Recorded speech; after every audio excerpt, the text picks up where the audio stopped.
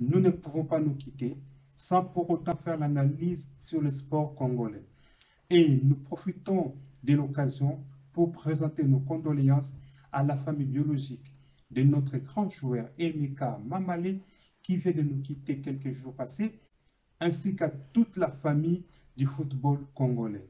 Je passe la parole à notre confrère Jean-Dédier Ogobani. Voilà, la République démocratique du Congo totalise 60 ans d'indépendance. Le 30 juin 2020, indépendance acquise le 30 juin 1960. Il nous a demandé de parler de la santé du football congolais, des sports congolais 60 ans après, et principalement le football. Cette présentation se fera en deux catégories. Dans la première catégorie, nous allons essayer de parler de l'équipe nationale, de la RDC, les léopards donc, du Congo. Et dans la deuxième partie, nous allons nous atteler sur la santé des clubs congolais dans les compétitions interclubs. Nous commençons d'abord par les léopards. Les léopards, je l'ai dit tantôt, l'équipe nationale de la RDC est appelée les léopards. Autrefois, on les appelait les Simba entre 1998 et les années 2000. Et après, l'équipe a été rebaptisée Léopard, donc du nom de son ancienne appellation. En ce qui concerne les statistiques, la RDC est championne d'Afrique en 1968 et 1974. Donc je disais que la RDC est championne d'Afrique en 68 et en 74. Vous comprenez que ça fait 8 ans après l'indépendance, la RDC était déjà championne d'Afrique et 14 ans après, la RDC a remporté son deuxième titre. Et c'était l'année, je dirais, l'apothéose, puisque c'est aussi l'année et la seule participation de la RDC en Coupe du Monde. Et c'était en 1974. Malheureusement, j'ai dit malheureusement parce que le parcours a été chaotique. On se rappelle d'un sanglant 9-0 contre la Yougoslavie. Et j'en passe avec 9-0 contre la Yougoslavie et 3-0 face au Brésil notamment. Donc la RDC a été éliminée au premier tour. En dehors des deux titres continentaux de la Coupe d'Afrique des Nations, parce qu'en Afrique nous avons la Coupe d'Afrique des Nations, mais nous avons aussi le Championnat d'Afrique des Nations, compétition réservée aux joueurs évoluant exclusivement dans leurs championnats nationaux. Alors, avant de parler du CHAN, je reste d'abord au niveau de la CAN. La RDC, je disais, était champion d'Afrique en 1968 et en 1974. Et la RDC a aussi remporté 2 médailles de bronze en occupant la 3e place à la CAN en 1998 ou 1998 et en 2015 en 98, c'était au Burkina Faso, on se rappelle de la remontada, si on peut dire ainsi, du Congo face au Burkina Faso, menée par 4 buts à 1. Dans ce match de classement, la RDC était revenue à 4 buts partout, avec notamment un joueur qui s'était révélé pendant ce match, Emeka Mamale, paix à son âme, décédé il y a quelques jours. Et en 2015, c'était Souler Ibenge.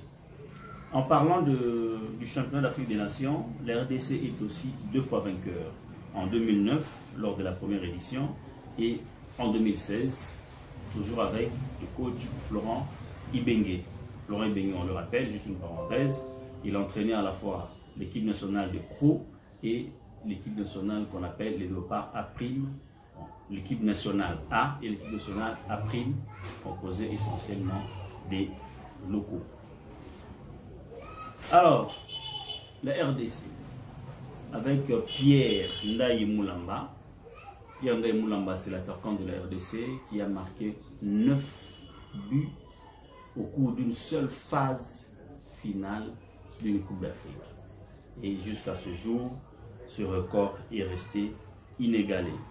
Classement FIFA, la RDC est dans le top 50 au niveau mondial et dans les top 10 au niveau africain. Ça, c'est au niveau de l'équipe nationale, les Léopards de la République démocratique du Congo. Pour me résumer, 2 fois champion d'Afrique, 68, 74 2 fois médaille de bronze, 98 ou 98 et 2015. 2 fois champion du Chan, 2009 et 2016. Les interclubs, cette fois-ci, la deuxième catégorie, donc le club congolais, la santé des clubs congolais sur le plan africain. Sans nul doute, hein, Mazembe reste le seul grand club de la décennie en moitié du Congo. En 60 ans, Mazembe, c'est le club le plus titré au niveau national et au niveau africain, et suivi aujourd'hui des V clubs et de DCMP. V club a un titre continental au niveau de la Ligue des Champions, DCMP un titre au niveau de la Coupe de la CAF aujourd'hui, à l'époque Coupe d'Afrique des vainqueurs de coupe, mais Mazembe glane, c'est le seul club qui a glané beaucoup de titres. Mazembe, c'est 17 fois champion du Congo, 5 coupes nationales, 5 fois vainqueur de la Ligue des Champions, une compétition la plus prestigieuse même de l'Afrique, 4 fois vainqueur de la Coupe de la CAF, 3 fois vainqueur de la Super Coupe de la CAF et finaliste en 2010 de la Coupe du Monde des clubs.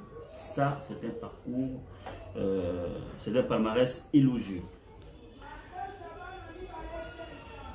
Voilà, les problèmes maintenant. La RDC, sur le plan sportif et sur le plan footballistique principalement, le sport roi, rencontre beaucoup de difficultés. Et nous avons résumé ces difficultés en deux.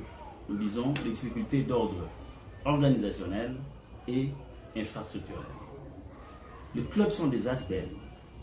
Nous avons des présidents sponsors, des hommes forts, ceux qui viennent investir, mais ils gagnent quoi en retour?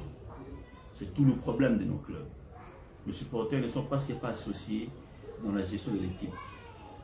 Oui, ils supportent, ils chantent, mais financièrement, il n'y a pas de structure qui permette aux supporters de faire confiance à l'équipe dirigeante et de pouvoir proposer des montants ou de cotiser quelque chose.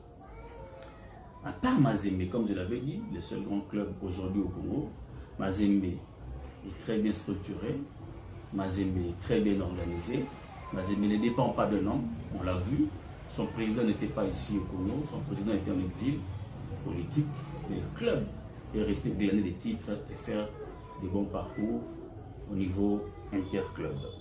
Alors, les guerres intestines, internes, au niveau des clubs, les présidents qui sont chassés, les supporters manipulés, ça, ce sont aussi des choses pour lesquelles nos clubs doivent travailler, sur lesquelles nos clubs doivent travailler. Pour me résumer, ou pour répondre à la question, 60 ans après, quelle est la santé du sport en RDC et principalement le football? Je dirais que le bilan est mitigé. Le bilan est mitigé, d'autant plus que d'un côté, il y a des résultats au niveau national ou au niveau des interclubs, mais souvent ce sont des performances à mettre sur le compte, pour le club notamment, sur le compte des individus, des présidents de club, des hommes entre guillemets providentiels, sans accompagnement du gouvernement, quelquefois rare, et il faut comprendre que notre championnat national n'est pas subventionné. Ce qui fait qu'il y a parfois des équipes qui sont carrément rayées du championnat après 5 journées, 6 journées, parce qu'ils ne peuvent pas avoir l'argent pour se déplacer, parce qu'ils n'ont pas d'argent pour voyager. Surtout les clubs de l'Est, ils ont souvent ce genre de problèmes. On se rappellera de l'épisode de Mungano, du Sud Kivu notamment. Alors, pour que le sport congolais et le football principalement puissent rayonner 60 ans après, bien c'est simple pour moi. Il faut juste réorganiser et structurer le sport en RDC en général et le football principalement. Mettre en place une politique rigoureuse, une vraie politique pour le développement du football congolais. Ce ne sont pas les gens qui réfléchissent pour réfléchir à ça qui manque. Il y a des gens qui peuvent réfléchir là-dessus, mais il faut une volonté de la part des responsables. Pour le club, je l'ai dit, Il faut juste une réorganisation structurelle des clubs et doter ces clubs-là des infrastructures. On ne peut pas comprendre que le club ait des statuts vieux de 40 ans, vieux de 50 ans, qui ne les servent pas, qui ne les aident pas à bien évoluer, qui ne les aident pas à bien émerger. Nous venons de suivre nos intervenants. Ils ont analysé, ils ont donné des propositions. Qu'est-ce que nous voulons conclure? C'est d'interpeller le gouvernement, la population, d'être vigilant, de savoir faire son choix, de savoir choisir, que le gouvernement prenne ses responsabilités. La RDC mérite mieux. Que Dieu bénisse la RDC.